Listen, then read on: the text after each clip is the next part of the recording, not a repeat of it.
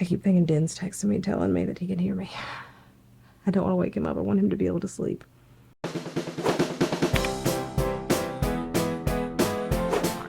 Good morning, Reptilians. Welcome and welcome back to the channel. I'm Elle, and this is Elle's Reptiles. This week, we are talking about how to take care of your bioactive enclosures. This is a question that was asked a couple weeks ago, maybe? I don't know. I didn't do a video last week, so sorry. My grains are coming back. Fun. I don't know if you guys saw the community tab post. Anyway, carrying on. Someone asked me to do this a couple weeks back, and I thought that it was a fantastic idea, and this video was voted on Patreon to be this week's video, so here we are. Let's talk about how to care for those bioactive enclosures. Before we get started, this video is sponsored by HireGecko, so make sure to stay until the end of the video to find out all about this awesome company. Let's get started.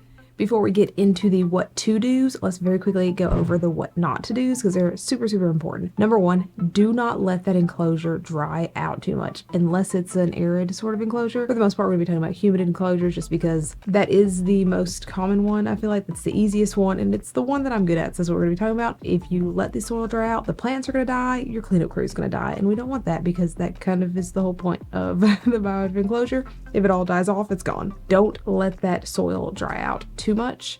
Don't remove the dead leaves. When leaves do fall from your plant and they die, don't remove them. The cleanup crew, especially isopods, love dead leaves. They love to eat dead leaves. Those leaves will break down and the isopods will eat them and turn it into nutrients in the soil. So do not take those out. They are good for the tank. I feel like I'm talking really low in this one because my bedroom is right here and Den is sleeping and I'm trying not to be super loud. So hopefully the audio on this isn't all messed up, but I'm closer to the camera, so hopefully it'll be okay.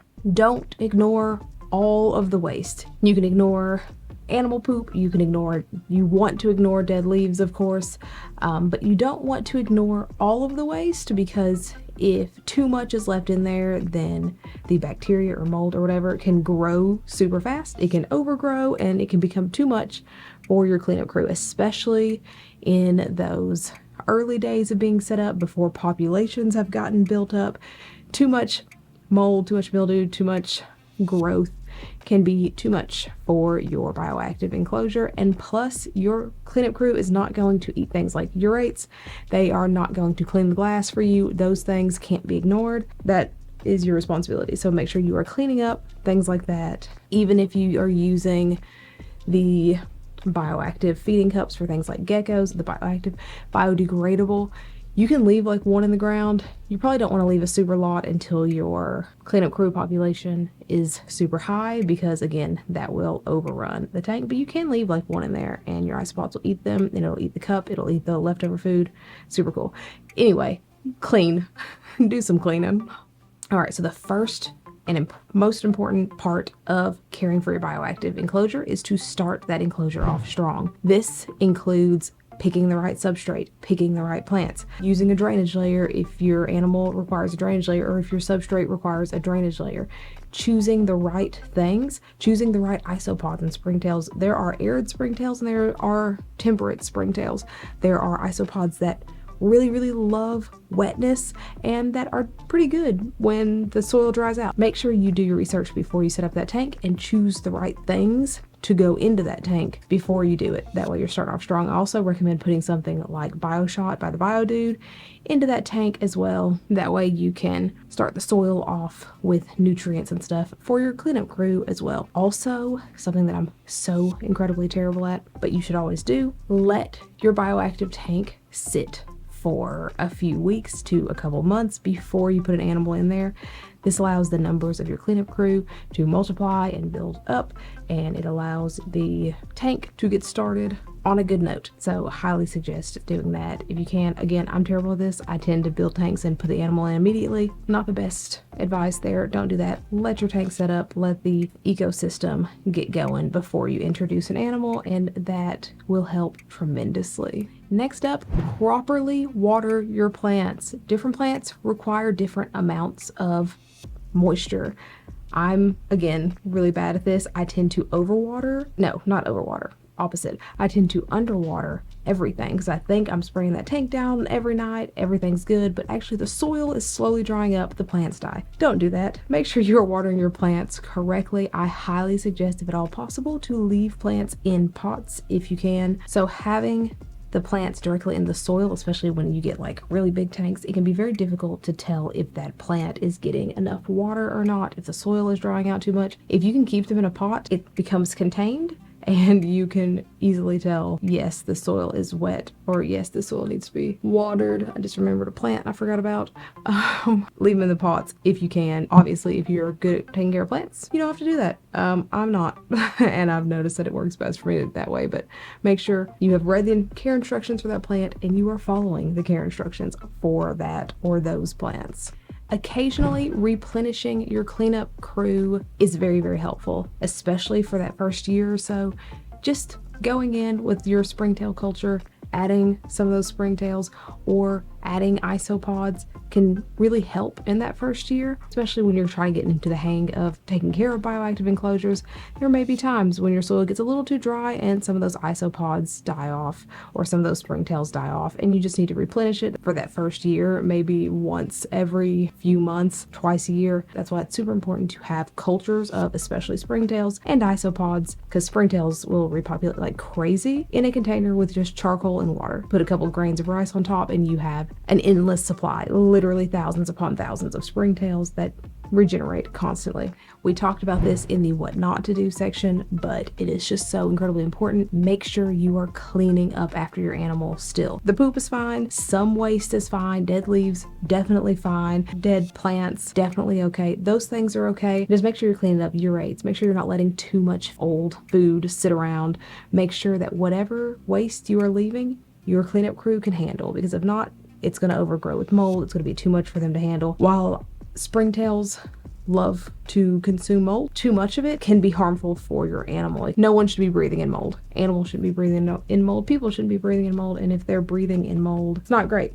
And we don't want our animals to get sick. But if you do leave like those gecko dishes with a little bit of food in them for your isopods, make sure that either you're not leaving too many or you're taking them out after a day or two before they overgrow with mold. If you watched the video from last week, maybe before last, I don't know, we talked about like pests that can take over your reptile room or just take over a tank, and gnats, ants, mites, all of those things are attracted to leftover food. So you do not want to leave things like that in there for too long if your cleanup crew cannot handle it. And the last one we're going to talk about is smells. Your bioactive tank should always smell like a forest. It should not smell mildewy, moldy. It shouldn't smell like anything is rotting. It should smell like you decided to go for a hike after it started to rain. I just learned the word petrichor, which is the smell of outside after a rain. So just throwing that out there. Just wanted to use the word. But that is what your tank should smell like. Your tank should smell like a forest. It shouldn't smell bad. Bad smells usually indicate that either something was left in that tank and it is rotting, and your cleanup crew is not handling it, or that the bioactive load, that the chemistry, that something is off in that tank. So it may be a situation where your cleanup crew can't keep up with the waste production. Maybe the soil is off because something is off. Something is off. Something's just off in that tank. This is another huge reason that you want to set up your tank a couple of weeks to a couple of months before time, just to let everything get going, because we don't want our animals to get sick. I've said that 47 times in this video, so sorry. Essentially, what I'm saying is when you go to spray down your tank or feed your animal, just make sure that you're not noticing any weird smells. Check under leaves and rocks and wood or whatever. Make sure your cleanup crew is still there. Make sure they're still active and alive. Make sure the soil isn't dried out or the soil isn't like sopping wet, because that also is not good. Plants left in sopping wet soil for a long time can get root rot, and root rot smells like rot. It doesn't smell good. So just double check all those things. That's it. That's all I have for this week's video. Hopefully it was helpful. Hopefully these are helpful tips for taking care of your bioactive tank. Bioactive tank keeping at first can be very overwhelming, but once everything's set up and good to go, it's literally just a matter of smelling the tank sometimes and making sure everything's still good. As I said at the beginning of this video is sponsored by iHeartGeckos. iHeartGeckos is an awesome company that makes conversion kits for tanks to turn them into front opening tanks. Whether you need a vertical or horizontal front opening tank, they have so many different kits in different sizes, and they're super easy to install. It's literally just a matter of putting some silicone around that inner lip, placing the conversion kit there, and waiting for it to dry and air out, and that's it. You're done. You have a super nice, very long lasting tank. Mine are still going like It's been like 3 or 4 years now. Fantastic. Make sure if you do have it to order from iHeartGeckos.com, you leave Elle's Reptiles in the How Did You Hear About Us box. That way they know that you guys are coming from here. Thank you so much to iHeartGeckos for sponsoring this video. Yeah, as always, if you haven't already, please feel free to follow me on my other socials and like, subscribe, and hit that bell for notifications every single time I put in a new video, which is every Sunday, a lot of Sundays. And sometimes I do shorts on Wednesdays. This week's Instagram shout out is here. This week's shout out is here. Thanks so much for liking, following, subscribing, commenting, sharing, and all that jazz. You are the bee's knees. Thank you so much for watching, and I hope you have a fantastic day. Bye. That's good. Zoom in a little. That's probably fine. There's no ladder. Okay. Here. Okay. This is an interesting angle that I've chosen. Wonder if I can use tech. Right. Alright. Okay. I feel like it always looks weird. My phone is between my knees. I don't have a table. Okay, anyway. My phone with my notes. Only one, and that is the one that I'm good at. Why is my phone going off? Okay. And that is the... That is immediately... Not the best advice there. Don't do that. That is the most beginner-friendly one, and that is the one that I'm good at. Why is my phone going off? For the most part, ignore dead leaves, of course. Why does that keep going off? Am I being invaded? Okay.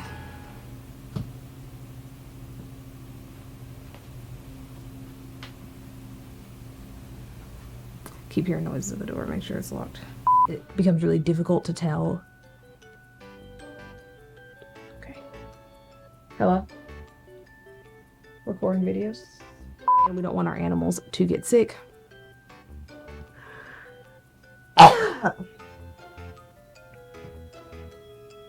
Okay. Perfectly time coughed. Okay. Pause. Okay, had to get some water.